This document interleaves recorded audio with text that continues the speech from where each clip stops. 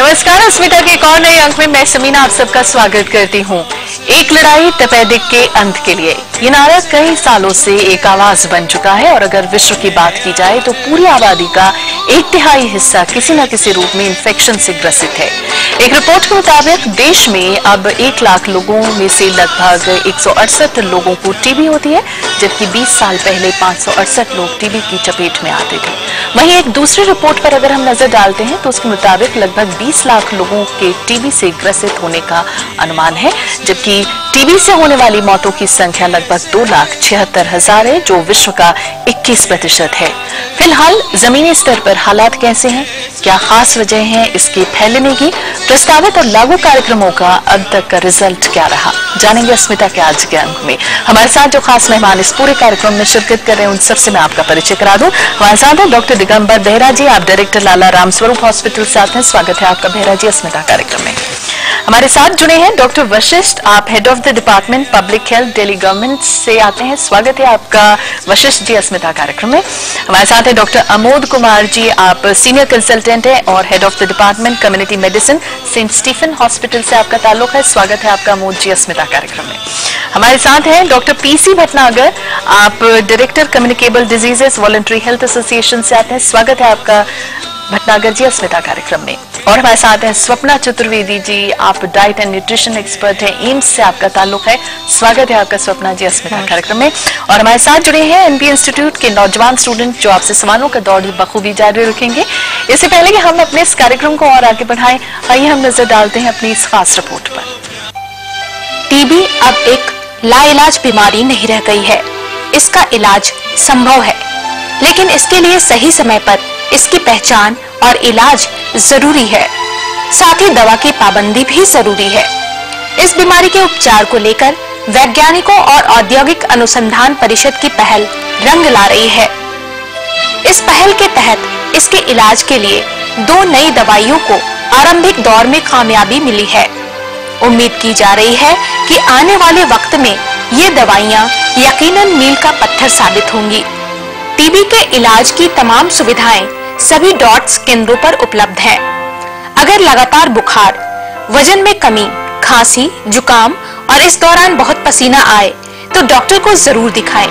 ये टीबी के लक्षण हैं जिनकी पहचान कर समय पर इलाज होना बेहद जरूरी है। वहीं इसके इलाज में लगने वाली दवाइयां अभी भी एक चिंता का विषय है।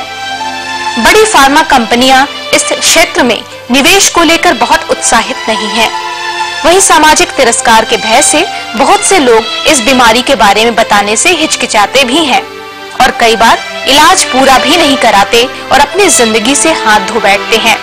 हालांकि सरकार के ताजा प्रयासों ने उम्मीद की किरण जगाई है, बशर्ते इसके इलाज को पूरा किया जाए। उन लोगों को इलाज के लिए प्रोत्साहित किया जाए जो डर की वजह से, गरीबी की वजह से इसका इलाज कराने से हिचकिचाते हैं। अस्मिता के लिए प्रियंबरा, लोकसभा टीवी। तो ये तो थी हमारी खास रिपोर्ट जो आप सबने देखी। मेरा पहला सवाल डॉक्टर दिगंबर आपसे है, 1995 में डॉट्स के आने के बाद से अगर हम टीबी के लिहाज से बात करें तो स्थितियों में आप कितना परिवर्तन पाते हैं? देखिए, आप जैसे अभी पहले बताया कि टीबी आज हमारा विश्व का एक बहुत बड़ा समस्या है। लगभग 1/3 लोग टीबी इन्फेक्टेड हैं। जब हमारे कंट्री की बात हम करेंगे कि आज हमारे कंट्री में लगभग 20 lakh nearly 1.96 million new cases of TB हर साल हमारा न्यू केसेस होता है। Although there is a great change, अभी काफी चेंज आ चुकी है। मैं ये टीबी को कंट्रोल करने के लिए हमारे पास सबसे पहले भी प्रोग्राम था 1962 से, जो तब हम इसको NTP कहते थे, जो कि नेशनल टीबी कंट्रोल प्रोग्राम कहते थे। बट इसमें कुछ जब हमने देखा कि इसमें हमारा ये डिजीज कंट्रोल नहीं हो पा रहा है, तो हम फिर अपना स्ट्रैटेजी चेंज किया। स्ट्रैटेजी चेंज करके हमने इसका नाम दे दिया RNTCP या revise national TB control programme.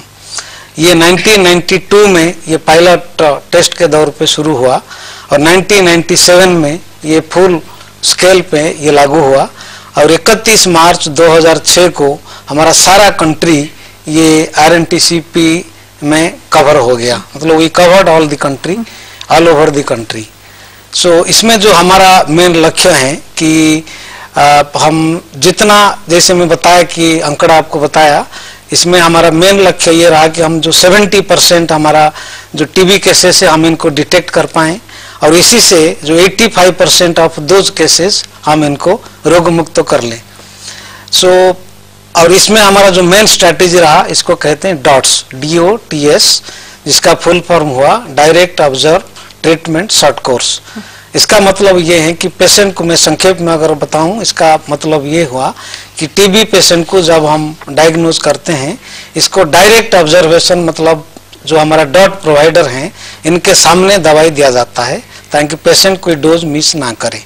और शॉर्ट कोर्स हम कहते हैं क्योंकि पहले ये ट्रीटमेंट 12 से 18 महीना तक हुआ करता था। आजकल जो हमारा नया स्ट्रैटेजी, नया ड्रग्स आ गए हैं, इसमें हम इसको इनका ड्यूरेशन शॉर्ट कर दिया, वो 6 से 8 महीने तक। 6 से 8 महीने में इसका इलाज संभव है। डॉक्टर वशिष्ठ है हमारे साथ। डॉक्टर वशिष्ठ, किस तरह के प्रयास आपके द्वारा किए जा रहे हैं? दिल्ली सरकार भारत सरकार के कार्यक्रम में शामिल है, और इसके लिए जो डॉट्स के लिए जो व्यवस्था है, 1 लाख की आबादी में एक सेंटर है जहाँ डायग्नोसिस और ट्रीटमेंट होता है उस आबादी के लिए।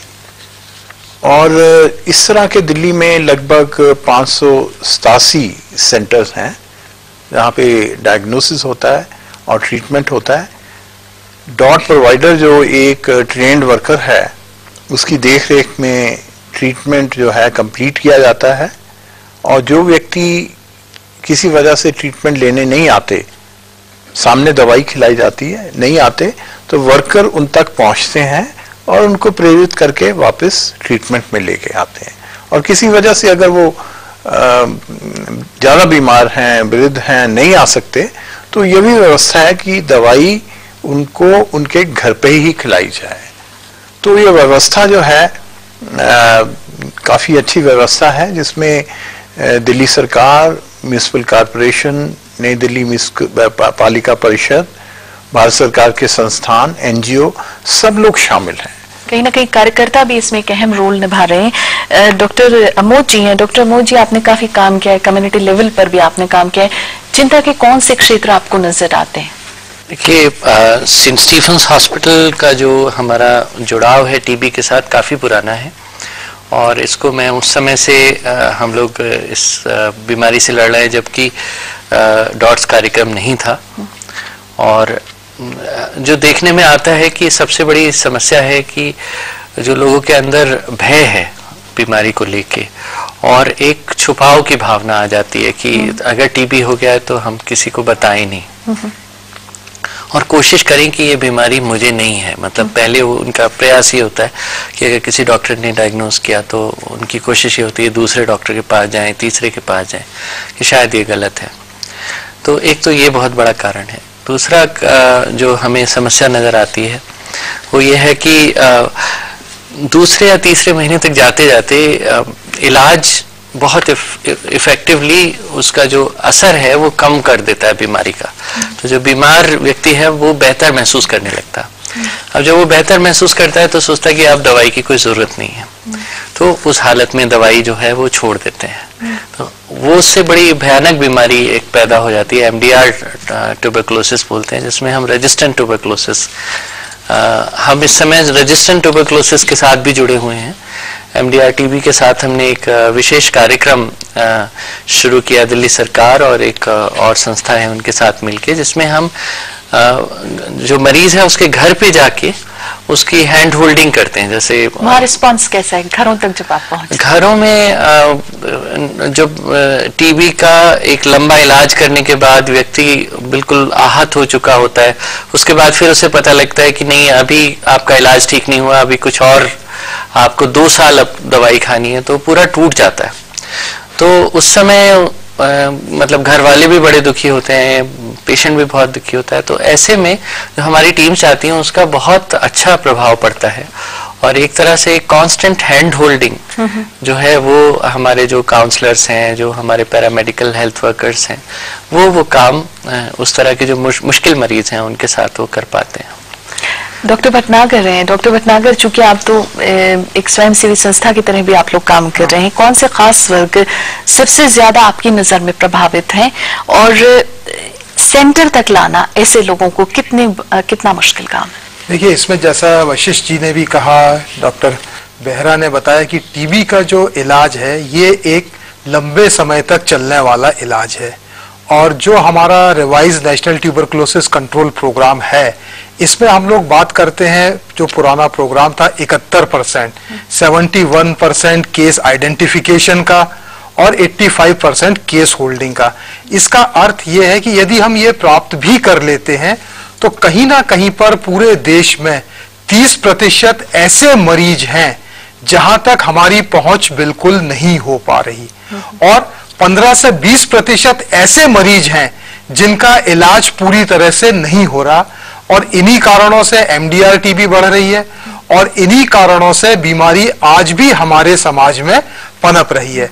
तो हमारी संस्था का पूरी रूप से ये प्रयास है कि लोगों तक अपनी बात पहुंचाकर, उनके साथ कम्युनिकेट करके, उनको इस कार्यक्रम से जोड़कर इस कार्यक्रम का एक अभिन्न अंग बनाया जाए। किसी तरह से इस कार्यक्रम को एक सरकारी कार्यक्रम से हटाकर लोगों का कार्यक्रम बनाया जाए। जन चेतना की बात स्वप्ना जी, अगर मैं आपसे जानूं, एक बहुत ही अहम सवाल जो इस तरह का है कि विज्ञान ने बड़ी तरक्की की है, नित नई दवाइयां आती हैं, लेकिन हम बहुत सालों से इस बीमारी को सुन रहे हैं और लगातार ये मतलब है, एग्जिस्ट करती है। खास वजह आपकी नजर में, क्योंकि आप एक औरतों से भी आप डील करती हैं, हॉस्पिटल में है, क्या खास वजह लगती है आपको इसके पीछे? इस बीमारी की जो खास वजहें होती हैं, एक तो आर्थिक स्थिति अगर ठीक नहीं है, पॉवर्टी है, इग्नोरेंस है, अज्ञानता है, और अनहाइजीनिक कंडीशंस हैं, ज़्यादा क्राउडेड एरियाज में लोग रहते हैं। औरतों के साथ ये समस्या है कि जैसी मतलब गर्भ में होती हैं तभी से उनके साथ भेदभाव शुरू हो जाता है। जैसी पैदा होती हैं, हम लोग जानते हैं सामाजिक तौर पे लड़कियों के साथ भेदभाव किया जाता है। उनके पालन पोषण पे, उनके पोषण पे खासकर इतना ध्यान नहीं दिया जाता जितना लड़कों के उस पर दिया जाता है। तो वो अंडर नरिश रहती हैं, अंडरवेट रहती हैं, और उनके साथ ये प्रॉब्लम होती है कि वो इम्यूनिटी उनकी लो हो जाती है। तो जब इम्यूनिटी लो हो जाती है तो ट्यूबरकुलोसिस जैसी बीमारी उनको लगना बहुत आम बात है। कहीं ना कहीं आपको एक आर्थिक स्थिति का भी एक पेच इसमें नजर आता है। पिछले कुछ सालों से इस बीमारी से मरने वालों का आंकड़ा कम हुआ है। डॉट्स और अन्य इलाज की सुविधाओं ने लोगों के इलाज में आसानियां पैदा की हैं, लेकिन इसके बाद भी हमारे यहाँ समाज में इस बीमारी को लेकर बहुत संशय है। बहुत से लोग आज भी तिरस्कार के डर से इसका इलाज कराने से बचते हैं और बीमारी को बढ़ा देते हैं और अनजाने में दूसरे लोगों तक भी फैला देते हैं। वहीं गरीबी रेखा से नीचे रहने वाले लोगों के लिए किस तरह की सुविधाएं सरकार मुहैया करा रही है, जानेंगे अपने अगले सेगमेंट में। आप बने रहिएगा।